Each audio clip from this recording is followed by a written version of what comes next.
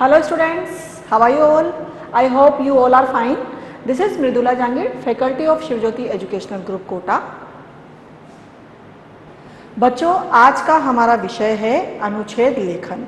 हिंदी भाषा में आपको पता है व्याकरण में रचना लेखन में जो एक भाग है उसी में अनुच्छेद लेखन एक प्रकरण है। आज हम इसी के विषय में पढ़ेंगे।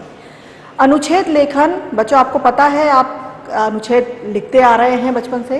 अनुच्छेद लेखन, इसको इंग्लिश में हम पैराग्राफ राइटिंग बोलते हैं। इसमें हमें एक पैराग्राफ लिखना होता है और किसी भी विषय के सभी पक्षों को संक्षिप्त रूप में तर्क संगत ढंग से अभिव्यक्त करना अनुच्छेद कहलाता है। कोई भी विषय ऐसा है जिस पर हमें अपने विचार व्यक्त करने हैं, क्योंकि अनुच्छेद हमारे विचारों की अभिव्यक्ति का काम करता है। किसी भी विषय में अगर हमें अपने विचार व्यक्त करने हैं तो उसके लिए हम अनुच्छेद लेखन करते हैं, लेकिन अनुच्छेद जो होता है वो संक्षिप्त में लिखा जाता है।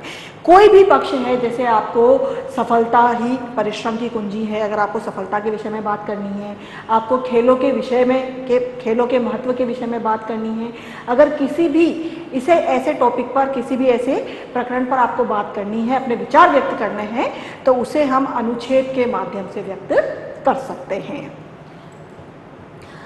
बच्चों, अनुच्छेद की कुछ विशेषताएं हैं, जैसे कि संक्षिप्तता, सटीक शब्दावली का प्रयोग, स्पष्ट अभिव्यक्ति, तर्क संगत तथ्य एवं अभिव्यक्ति और समरूपता। संक्षिप्तता, जैसा कि मैंने आपको बताया कि जो अनुच्छेद होता है इसमें हमें सीमित शब्दों का प्रयोग करना चाहिए, क्योंकि अनुच्छेद कम शब्दों में लिखा जाता है। सटीक शब्दावली का प्रयोग, जो भी शब्द हम अनुच्छेद में प्रयोग करें वो सटीक होने चाहिए और स्पष्ट होने चाहिए और सभी शब्द अर्थयुक्त होने चाहिए। स्पष्ट अभिव्यक्ति, जो भी वाक्य हम अनुच्छेद में लिख रहे हैं उन वाक्यों के माध्यम से हमारे जो भी विचार हम अपने व्यक्त करना चाहते हैं वह स्पष्ट रूप से अभिव्यक्त होने चाहिए।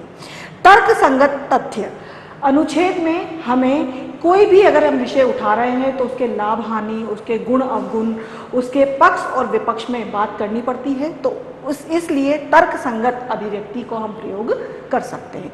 समरूपता, वाक्य एक दूसरे से जुड़े हुए होने चाहिए, यानी वाक्यों में आपस में समरूपता होनी चाहिए। अब हम बात करेंगे अनुच्छेद लिखते समय ध्यान देने योग्य बातें। जब हम अनुच्छेद लिख रहे हैं तो हमें किन किन बातों का ध्यान देना है?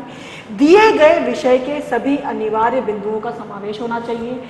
जिस विषय पर हम अनुच्छेद लिख रहे हैं उसमें उस अनुच्छेद से, उस विषय से संबंधित सभी बातें आनी चाहिए, यानी सभी बातों का उसमें समावेश होना चाहिए।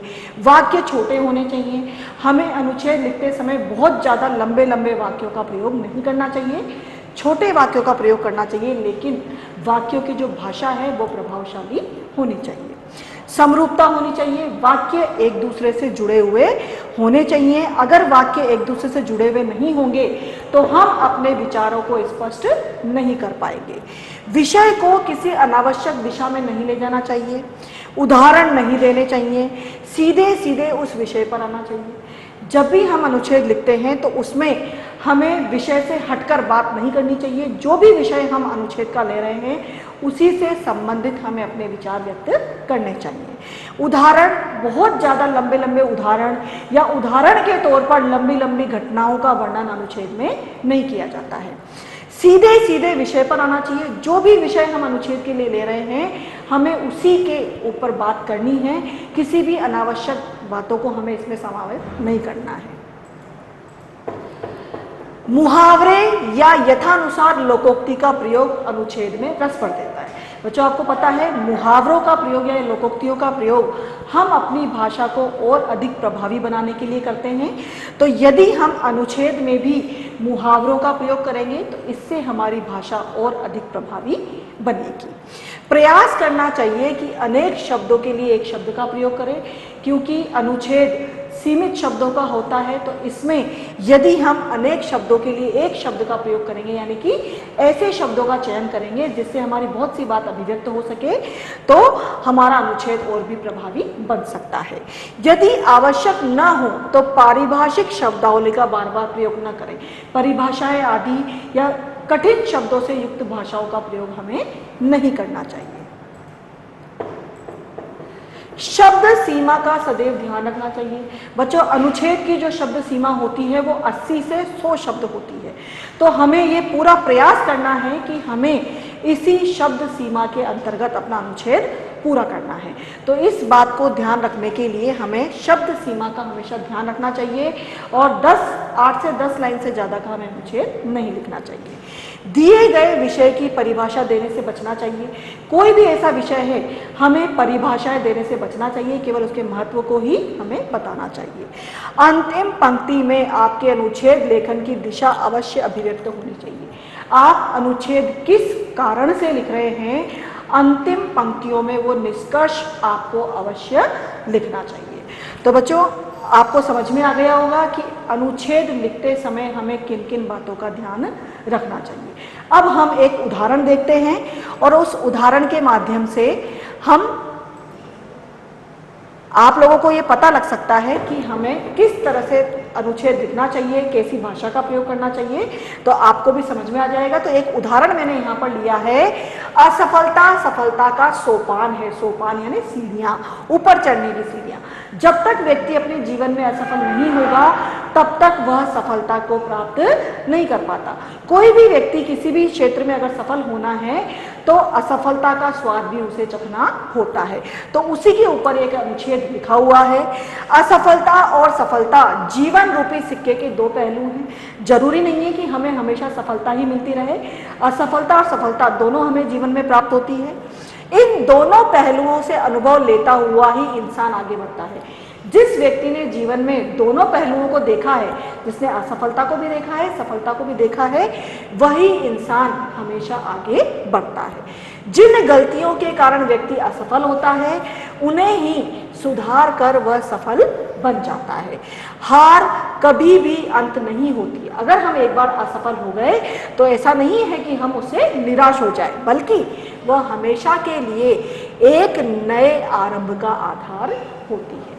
क्योंकि जब हम असफल होते हैं तो हमें उस क्षेत्र में आगे बढ़ने के लिए प्रोत्साहन मिलता है और हम और दुगनी मेहनत के साथ उसमें सफल होते हैं। वहीं सफलता भी चिरस्थायी नहीं होती। अगर कोई व्यक्ति 2-3 बार सफल हो जाए तो जरूरी नहीं है कि वो हमेशा ही सफल होता रहे। इसलिए सफलता भी किसी के साथ हमेशा के लिए नहीं रहती है। कभी ना कभी सफल व्यक्ति भी गिरता है, यानी उसे भी असफलता प्राप्त होती है, पर फिर से गिरकर चल देना ही उसके जीवन को परिवर्तित कर देता है। लेकिन अगर हम असफल हो जाएं तो उससे सीख लेकर आगे बढ़ना ही हमारे जीवन को परिवर्तित कर देता है, यानी नई दिशा प्रदान करता है। असफलता से सीख लेकर सफलता की सीढ़ियां चढ़ते हुए जब व्यक्ति अहंकार से बोझिल हो बैठता है तो वह उसके हार का कारण बनता है। कभी भी अगर हमें जीवन में सफलता प्राप्त हो रही है तो हमें उसका अहंकार नहीं करना चाहिए, क्योंकि यदि हम अहंकार करते हैं तो अहंकार के कारण हमें आगे हार का सामना करना पड़ता है।